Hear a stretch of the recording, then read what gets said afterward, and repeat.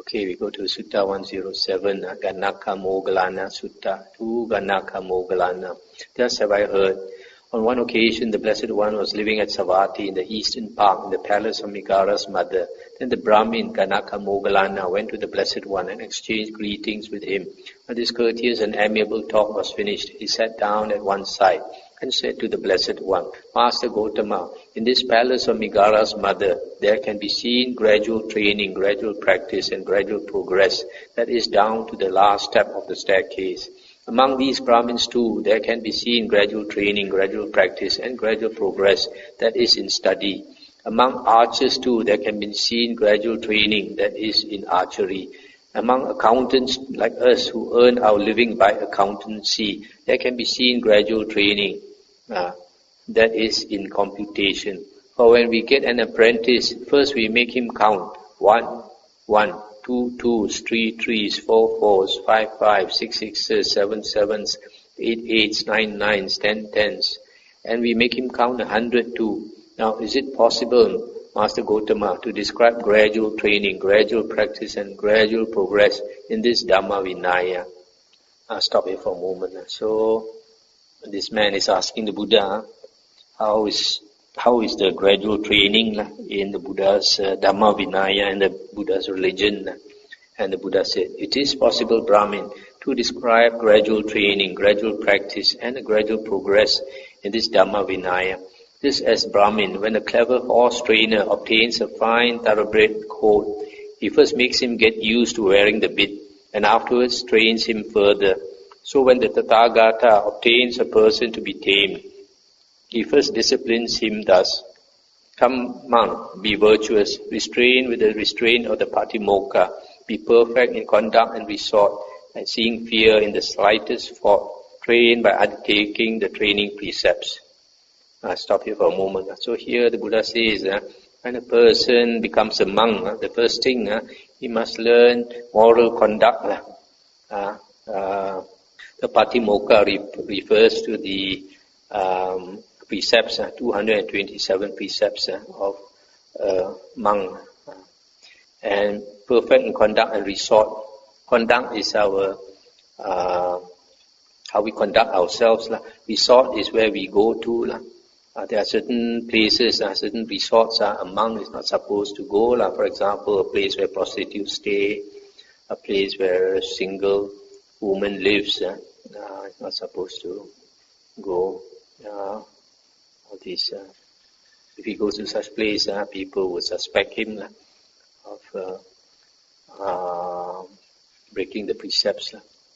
When Brahmin, the monk, is virtuous and seeing fear in the slightest fault, then the Tathagata disciplines him further. Come, monk, guard the doors of your sense faculties. On seeing a form with the eye, do not grasp at its signs and features, since if you were to leave the eye faculty unguarded, evil, unwholesome states of covetousness and grief might invade you. Practice the way of its restraint. Guard the eye faculty. Undertake the restraint of the eye faculty. Similarly, on hearing a sound, smelling an odor, tasting a flavor, touching a tangible, cognizing a mind object, do not grasp at its signs and features, since if you were to leave the faculties unguarded, evil, unwholesome states might invade you. Practice the way of its restraint. Guard the faculties. Undertake the restraint of the faculties.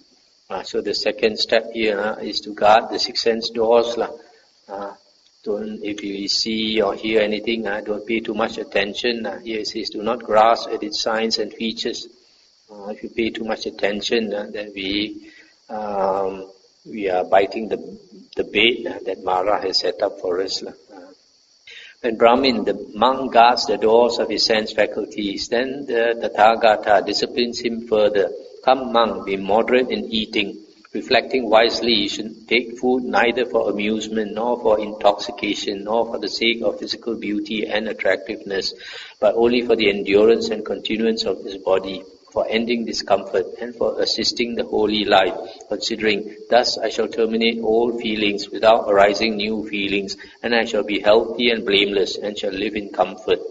I'll stop here for a moment. So here the Buddha says the monk has to practice moderation in eating. That's why the Buddha's in the monastic code, a monk is only allowed to eat in one part of the day, in the morning, after dawn, and before noon, when the sun is at the highest. And here he says, thus I shall terminate all feelings. This all feelings refers to feelings of hunger, without arousing new feelings of greed. We just take the food to get rid of hunger without allowing greed to arise. When Brahmin, the monk, is moderate in eating, then the Tathagata disciplines him further. Come, monk, be devoted to wakefulness during the day, or walking back and forth and sitting. Purify your mind of obstructive states. In the first watch of the night, that means 6 to 10 p.m., or walking back and forth and sitting, purify your mind of obstructive states. In the middle watch of the night, you should lie down on the right side, in the lion's posture, with one foot overlapping the other, mindful and fully aware. After noting in your mind the time for rising, this middle watch is from 10 p.m. until 2 a.m. After rising in the third watch of the night, while walking back and forth and sitting, purify your mind of obstructive states. This third watch is 2 to 6 a.m. So this devotion to wakefulness is to try to be wakeful, be awake as much as possible. So here the Buddha recommends only 4 hours of sleep. This is very difficult to do. You see here, if a monk wants to aim to practice this, then the whole day he should sit and walk, and then even at night also sit and walk. The only time to lie down is the middle watch. When Brahmin, the monk, is devoted to wakefulness, then the Tathagata disciplines him further. Come, monk, be possessed of mindfulness and recollection. This one, mindfulness and recollection. Sati sampajanya. Act in full awareness when going forward and returning. Act in full awareness when looking ahead and looking away. Act in full awareness when flexing and extending your limbs. Act in full awareness when wearing your robes and carrying your outer robe and bowl. Act in full awareness when eating, drinking, consuming food and tasting. Act in full awareness when defecating and urinating. Act in full awareness when walking, standing, sitting, falling asleep, waking up, talking and keeping silent. When Brahmin, the monk, possesses mindfulness and recollection, then the Tathagata disciplines him further. Come, monk, resort to a secluded resting place, the forest or the root of a tree, a mountain, a ravine, a hillside cave, a charnel ground, a jungle thicket, an open space, or a heap of straw. He resorts to a secluded resting place. On returning from his alms round after his meal, he sits down, folding his legs crosswise, setting his body erect, and establishing mindfulness before him. Abandoning covetousness for the world, he abides with the mind free from covetousness. He purifies his mind from covetousness. Abandoning ill will and hatred, he abides with the mind free from ill will, compassionate for the welfare of all living beings. He purifies his mind from ill will and hatred. Abandoning sloth and torpor, he abides free from sloth and torpor, percipient of light, mindful and fully aware. He purifies his mind from sloth and torpor. Abandoning restlessness and remorse, he abides unagitated with the mind inwardly peaceful. He purifies his mind from restlessness and remorse. Abandoning doubt, he abides having gone beyond doubt, unperplexed about wholesome states. He purifies his mind from doubt. I stop here for a moment. So here, this one, abandonment of the 5 hindrances. You can notice from this description here, when a person abandons sloth and torpor, he is percipient of light. This light wells up from within him. And after that, he finds that these 5 hindrances are eliminated. And with the elimination of the 5 hindrances, he notices that his anger comes down a lot, and also his lust comes down a lot. These two are very noticeable. Having abandoned these 5 hindrances, imperfections of the mind that weaken wisdom, quite secluded from sensual pleasures, secluded from unwholesome states. He enters upon and abides in the first jhana, which is accompanied by applied and sustained thought, with delight and pleasure born of seclusion. With the stilling of applied and sustained thought, he enters upon and abides in the second jhana, which has self-confidence and singleness of mind without applied and sustained thought, with delight and pleasure born of concentration. With the fading away as well of delight, he abides in equanimity, mindful and fully aware, still feeling pleasure with the body. He enters upon and abides in the third jhana, on account of which noble ones announce, he has a pleasant abiding, who has equanimity and is mindful. With the abandoning of pleasure and pain, and with the previous disappearance of joy and grief, he enters upon and abides in the fourth jhana, which has neither pain nor pleasure, and utter purity of sati, recollection and equanimity. This is my instruction, Brahmin, to those monks who are in the higher training, whose minds have not yet attained to the goal, who abide aspiring to the supreme security from bondage. But these things conduce both to a pleasant abiding here and now, and to mindfulness and recollection for those monks who are arahants, with taints destroyed, who have lived the holy life, done what had to be done, laid down the burden, reached the true goal, destroyed the fetters of being, and are completely liberated through final knowledge. I'll stop here for a moment. So here you see the Buddha lists out the gradual training of a monk or anyone on the holy life. And this list is called charana. Okay, so I was saying that this list of this gradual training is called charana in Pali, and that's translated as conduct or practice of the holy life. I mentioned before that this list in any one particular sutta is not complete.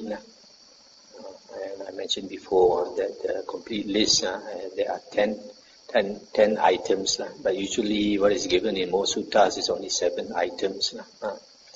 So like here, what is missing? The first one is contentment. Contentment is not here. And then the 7 sadhamma, the 7 good things are also not here. Okay, so you notice this practice or conduct of the holy life ends with the 4 jhanas, and just like the Noble Eightfold Path, it is mentioned in another sutta which we will come to, Sutta 117. It is mentioned that the practice of the Noble Eightfold Path must go in a definite sequence. It must start with right view, and then the Buddha says, only when you have attained right view, you have entered the Noble Eightfold Path. And right view will bring you to right thoughts. And right thoughts will bring you to right speech, which will bring you to right action, and that will bring you to right livelihood, and that will bring you to right effort, and that will bring you to right recollection, and that will bring you to right concentration. So the Noble Eightfold Path also ends with right concentration, which is defined as the 4 jhanas. So here also it ends with the 4 jhanas. But when after a person has attained the 4 jhanas, then if we follow the footprints of the Buddha to enlightenment, that he has to attain the abhinyas, the higher knowledges. Higher knowledges.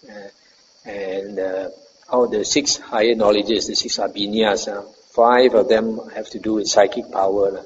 5 of them, like the various types of psychic power called psychokinesis, and then the divine eye or heavenly eye, being able to see devas and devis and ghosts and all that, and then the heavenly ear, being able to hear, and then recollection of past lives, reading the minds of others and all that. So the 5 have to do with psychic power, but they are not so important as the last one. And the last one is destruction of the 5 of the asavas, destruction of the taints or uncontrolled mental outflows, which is basically the destruction of the flow of consciousness. Once the tendency of the consciousness to flow is destroyed, then when the arahant dies, the consciousness does not flow anymore. It is the 6 consciousnesses that flow, that create the world. So with the 4 jhanas, and if that person has the 4 jhanas, and then he studies the Buddha's words, that is, you can consider that as the 7th factor of the Noble Eightfold Path, Sammasati, and that can also be said to be vipassana. Vipassana is not a meditation. Vipassana is contemplation, Quan in Mandarin. So this knowledge of the suttas plus the 4 jhanas will bring one to enlightenment. When this was said, the Brahmin Ganaka-Moggallana asked the Blessed One, when Master Gautama's disciples are thus advised and instructed by him, do they all attain Nibbana, the ultimate goal, or do some not attain it? When Brahmin, they are thus advised and instructed by me, some of my disciples attain Nibbana, the ultimate goal, and some do not attain it. Master Gautama, since Nibbana exists, and the path leading to Nibbana exists, and Master Gautama is present as the guide, what is the cause and reason why, when Master Gautama's disciples are thus advised and instructed by him, some of them attain Nibbana, the ultimate goal, and some do not attain it? As to that, Brahmin, I will ask you a question in return. Answer it as you choose. What do you think, Brahmin? Are you familiar with the road leading to Rajagaha? Yes, Master Gautama, I am familiar with the road leading to Rajagaha. What do you think, Brahmin? Suppose a man came who wanted to go to Rajagaha, and he approached you and said, Venerable Sir, I want to go to Rajagaha. Show me the road to Rajagaha. Then you told him, now good man, this road goes to Rajagaha. Follow it for a while, and you will see a certain village. Go a little further, and you will see a certain town. Go a little further, and you will see Rajagaha with its lovely parks, groves, meadows, and ponds. Then, having been thus advised and instructed by you, he would take a wrong road and would go to the west. Then a second man came who wanted to go to Rajagaha, and he approached you and said, Venerable Sir, I want to go to Rajagaha. Then you told him, now good man, this road goes to Rajagaha. Follow it, and you will see Rajagaha with its lovely parks, groves, meadows, and ponds. Then, having been thus advised and instructed by you, he would arrive safely in Rajagaha. Now, Brahmin, since Rajagaha exists, and the path leading to Rajagaha exists, and you are present as a guide, what is the cause and reason why, when those men have been thus advised and instructed by you, one man takes a wrong road and goes to the west, and one arrives safely in Rajagaha? What can I do about that, Master Gautama? I am one who shows the way. So too, Brahmin, Nibbana exists, and the path leading to Nibbana exists, and I am present as the guide. Yet when my disciples have been thus advised and instructed by me, some of them attain Nibbana, the ultimate goal, and some do not attain it. What can I do about that, Brahmin? The Tathagata is one who shows the way. When this was said, the Brahmin Ganaka-Moggallana said to the Blessed One, there are persons who are faithless and have gone forth from the home life into homelessness, not out of faith, but seeking a livelihood, who are fraudulent, deceitful, treacherous, haughty, hollow, personally vain, rough-tongued, loose-spoken, unguarded in their sense faculties, immoderate in eating, undevoted to wakefulness, unconcerned with recluseship, not greatly respectful of training, luxurious, careless, leaders in backsliding, neglectful of seclusion, lazy, wanting in energy, unmindful, not fully aware, unconcentrated, with straying minds, devoid of wisdom, drivellers. Master Gautama does not dwell together with these. But there are clansmen who have gone forth out of faith from the home life into homelessness, who are not fraudulent, deceitful, treacherous, haughty, hollow, personally vain, rough-tongued and loose-spoken, who are guarded in their sense faculties, moderate in eating, devoted to wakefulness, concerned with recluseship, greatly respectful of training, not luxurious or careless, who are keen to avoid backsliding, leaders in seclusion, energetic, resolute, established in mindfulness, fully aware, concentrated, with unified minds, possessing wisdom, not drivellers. Master Gautama dwells together with these. Just as black orris root is reckoned as the best of root perfumes, and red sandalwood is reckoned as the best of wood perfumes, and jasmine is reckoned as the best of flower perfumes, so too Master Gautama's advice is supreme among the teachings of today. Magnificent Master Gautama, magnificent Master Gautama. Master Gautama has made the Dhamma clear in many ways, as though he were turning upright what had been overturned, revealing what was hidden, showing the way to one who was lost, or holding up a lamp in the dark for those with eyesight to see forms. I go to Master Gautama for refuge, and to the Dhamma, and to the Sangha of monks. Let Master Gautama remember me as a lay follower who has gone to him for refuge for life. That's the end of the sutta. So here, this description about fraud monks, what the Buddha calls fraud monks, the monks who go forth for the sake of a livelihood, and they are haughty, vain, loose-spoken, unguarded in their sense faculties, immoderate in eating, undevoted to wakefulness, unconcerned with reclusive, not interested in the training, careless, neglectful of seclusion, lazy, unmindful, unconcentrated. Those are fraud monks. There's a lot of fraud monks nowadays.